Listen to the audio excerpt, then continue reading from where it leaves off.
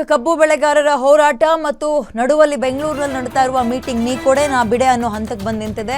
ಕಾರ್ಖಾನೆ ಮಾಲೀಕರ ಸಭೆಯಲ್ಲಿ ನಿರಾಣಿಗೆ ಸಿದ್ದರಾಮಯ್ಯ ಟಾಂಗ್ ಕೊಟ್ಟಿದ್ದಾರಂತೆ. ಕೇಳಪ್ಪ ನಿರಾಣಿ, ನೀನ್ ಕಾರ್ಖಾನೆ ಇಟ್ಕೊಂಡಿದ್ಯಲ್ಲ, ಕೇಂದ್ರ ಸರ್ಕಾರವನ್ನ ನೀವು ಕೇಳಕ್ಕಾಗಲ್ವಾ ಅಂತ ಮುರುಗೇಶ್ ನಿರಾಣಿ ಅವರಿಗೆ ಟಾಂಟ್ ಕೊಟ್ಟಿದ್ದಾರೆ. 3200 ರೂಪಾಯಿ ಗಂಟು ಕುಂದ್ರೆ ಹೆಂಗಾಗುತ್ತೆ? ಜಾಸ್ತಿ ಮಾಡಿ ಸ್ವಲ್ಪ. ರಾಜ್ಯ ಸರ್ಕಾರದಲ್ಲಿನ ಸಮಸ್ಯೆ ಏನಿದೆ ಅದನ್ನ ಬಗೆಹರಿಸೋಕೆ ನಾವು ರೆಡಿ ಇದ್ದೀವಿ. ಸಿದ್ದರಾಮಯ್ಯ ಅವರು ಮುರುಗೇಶ್ ನಿರಾಣಿ ಅವರಿಗೆ ಟಾಂಟ್ ಕೊಡ್ತಾ ಹೇಳಿರೋದು. ನೀವು ಕೇಂದ್ರಕ್ಕೆ ಒತ್ತಡ ಹಾಕಿ ಅಂತ ಮುರುಗೇಶ್ ನಿರಾಣಿಗೆ ತಾಕೀತು ಮಾಡಿದ್ದಾರೆ. ಕಾರ್ಖಾನೆ ಮಾಲೀಕರ ಸಭೆಯಲ್ಲಿ ನಿರಾಣಿಗೆ ಸಿಎಂ ಟಾಂಗ್ ಕೊಟ್ಟಿದ್ದಾರೆ. ಮುರುಗೇಶ್ ನಿರಾಣಿ ಅವರು ಇವತ್ತು ಬಂದಿರೋದು ಈ ಶುಗರ್ ಫ್ಯಾಕ್ಟರಿ ಓನರ್ ಆಗಿ. ಕೇಳಪ್ಪ ನಿರಾಣಿ, ನೀನು ಕಾರ್ಖಾನೆ ಇಟ್ಕೊಂಡಿದ್ಯಲ್ಲ, 3200 ರೂಪಾಯಿಗೆ ಅಂತ ಅಂಟ್ಕೊಂಡು ಕೂತ್ರೆ ಹೆಂಗಾಗುತ್ತೆ?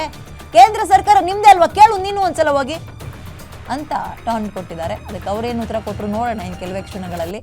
ಹಂಗೆ ನೋಡೋದಾದ್ರೆ ಸಿದ್ದರಾಮಯ್ಯ ಸರ್ಕಾರದಲ್ಲೂ ಮಿನಿಸ್ಟ್ರುಗಳದ್ದು ಶಾಸಕರುಗಳದ್ದು ಫ್ಯಾಕ್ಟ್ರಿಗಳಿದ್ದಾವೆ. ಒಂದೊಂದಲ್ಲ ಎರಡು ಇದ್ದಾವೆ. ನಾವು ಹೇಳೋದು ಬೇಡ, ರೈತರೇ ಹೇಳ್ತಾರೆ. ಅದೇನು ಹೆಸರು ಹೇಳೋಕ್ಕೇನು ಮುಜುಗರ ಅಂತಲ್ಲ. ಫ್ಯಾಕ್ಟ್ರಿಗಳು ಇಟ್ಕೊಂಡಿರೋದೇ ಹೌದು, ಬಿಸ್ನೆಸ್ ಮಾಡ್ತಿರೋದೇ ಹೌದು, ಹೆಸರು ಹೇಳೋದ್ರಲ್ಲಿ ಏನಿದೆ? ಪ್ರೈವೇಟ್ ಜೆಟ್ ಇಟ್ಕೊಂಡು ಓಡಾಡ್ತಾರೆ ಕೆಲವೊಬ್ರು. ಆ ಭಾಗಕ್ಕೆ ಪ್ರಪ್ರಥಮವಾಗಿ ಪ್ರೈವೇಟ್ ಜೆಟ್ಟನ್ನ ಕೊಂಡ್ಕೊಂಡಂತಹ ಸಚಿವರು ಇವರೇ ಅಂತ ಪೇಪರಲ್ಲಿ ಹೆಡ್ಲೈನ್ಸ್ ಎಲ್ಲ ಬರುತ್ತೆ. ಇನ್ನೊಬ್ರದ್ದು ಒಂದಾಗ್ತಾ ಇದ್ದಂತೆ ಎರಡನೇ ಫ್ಯಾಕ್ಟ್ರಿ ಓಪನ್ ಆಗೋಕ್ಕೆ ರೆಡಿ ಆಗ್ತಾ ಇದೆ, ಸಿದ್ಧತೆಗಳಾಗ್ತಾ ಇದೆ.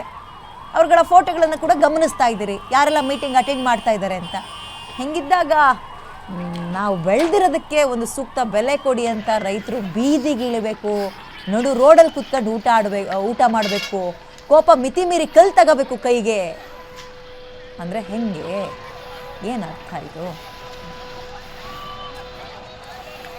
ಅಗೇನ್ ಸಂಪರ್ಕಕ್ಕೆ ವೀರೇಶ್ ಸಿಕ್ಕಿದ್ದಾರೆ. ವೀರೇಶ್, ಇದು ಬಿಜೆಪಿ ಮತ್ತು ಕಾಂಗ್ರೆಸ್ ಅಂತಲ್ಲ, ಬಿಜೆಪಿ ಅವ್ರದ್ದು ಫ್ಯಾಕ್ಟ್ರಿಗಳಿದ್ದಾವೆ, ಕಾಂಗ್ರೆಸ್ ಅವ್ರದ್ದು ಫ್ಯಾಕ್ಟ್ರಿಗಳಿದ್ದಾವೆ. ಅಗೇನ್ ಇದು ಅವ್ರ ಮೇಲೆ ಇವ್ರ ಮೇಲೆ ಅವರು ಹಾಕೋದು ಆಟ ಆಗಬಾರದು ಅಂತ ರೈತರ ಅಭಿಪ್ರಾಯ ಮತ್ತು ರೈತರ ಒತ್ತಡ ಈ ಮೀಟಿಂಗು.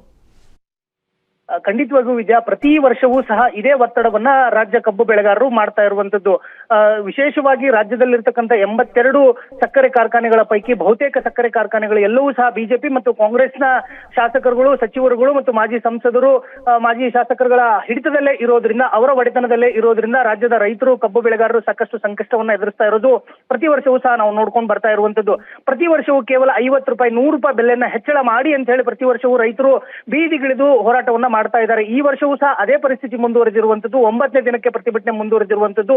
ಕೇವಲ 3300 ರೂಪಾಯಿನಾದ್ರೂ ಕೊಟ್ರೆ ನಾವು ಒಪ್ಕೊಳ್ಳಿಕ್ಕೆ ರೆಡಿ ಇದೇವಿ ಅಂತ ಹೇಳಿ ಕಬ್ಬು ಬೆಳೆಗಾರರು, ಹೋರಾಟಗಾರರು ಎಲ್ಲರೂ ಸಹ ಈಗಾಗಲೇ ಒಂದ್ ಕಡೆ ಸರ್ಕಾರಕ್ಕೆ ಮನವಿಯನ್ನ ಮಾಡ್ಕೋತಾ ಇದ್ರು ಸಹ 9ನೇ ದಿನದವರೆಗೂ ಸಹ ಬಂದ್ರು. ಈ ಕ್ಷಣದವರೆಗೂ ಸಹ ಸರ್ಕಾರ ತನ್ನ ಸ್ಪಷ್ಟವಾದಂತ ನಿರ್ಧಾರವನ್ನ ತೆಗೆದುಕೊಳ್ಳಿಕ್ಕೆ ಮುಂದಾಗಿಲ್ಲ ಅಂತ ಹೇಳ್ಬೋದು. ಆ ಹಿನ್ನೆಲೆಯಲ್ಲಿ ಇವತ್ತು ಮಹತ್ವದ ಸಭೆ ನಡೀತಾ ಇದೆ. ಆದ್ರೆ ಸಭೆ ಈಗಲೂ ಸಹ ಮುಂದುವರೆದಿರುವಂತದ್ದು. ಸಕ್ಕರೆ ಕಾರ್ಖಾನೆಯ ಮಾಲೀಕರ ಆಯ್ದ ಮಾಲೀಕರು ಈಗ ಸಭೆಯಲ್ಲಿ ಭಾಗಿಯಾಗಿರುವಂತದ್ದು. ವಿಶೇಷವಾಗಿ ಬಿಜೆಪಿಯ ಮಾಜಿ ಸಚಿವ ಮತ್ತು ಸಕ್ಕರೆ ಕಾರ್ಖಾನೆಯ ಮಾಲೀಕರಾಗಿರ್ತಕ್ಕಂಥ ಮುರುಗೇಶ್ ನಿರಾಣಿ ಅವರು ಸಹ ಇದ್ದಾರೆ. ಅವರದು ಸುಮಾರು 4 ರಿಂದ 5 ಸಕ್ಕರೆ ಕಾರ್ಖಾನೆ ಫ್ಯಾಕ್ಟರಿಗಳಿವೆ. ಹೀಗಾಗಿ ಅವರ ಜೊತೆಗೂ ಸಹ ಸುದೀರ್ಘವಾದಂತಹ ಒಂದು ಸಭೆಯನ್ನು ಸಹ ಸಿಎಂ ಸಿದ್ದರಾಮಯ್ಯನವರು ಮಾಡ್ತಾ ಇರುವಂತದ್ದು.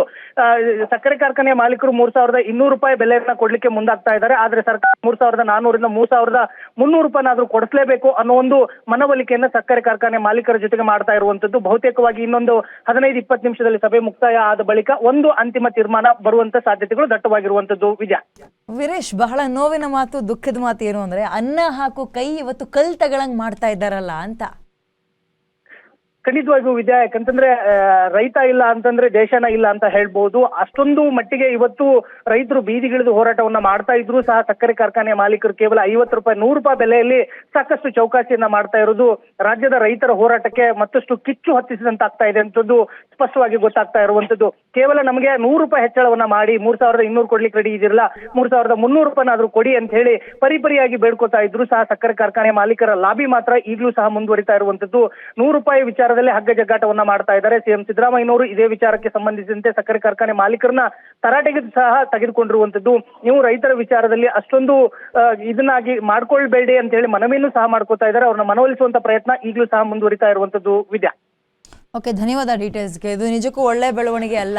100-200 ಅನ್ನೋದು ರೈತರಿಗೆ ದೊಡ್ಡ ಅಮೌಂಟು, ನಿಮಗಲ್ಲ, ನಿಮಗೆ ಪೀನಟ್ ಲೆಕ್ಕ ಅದು.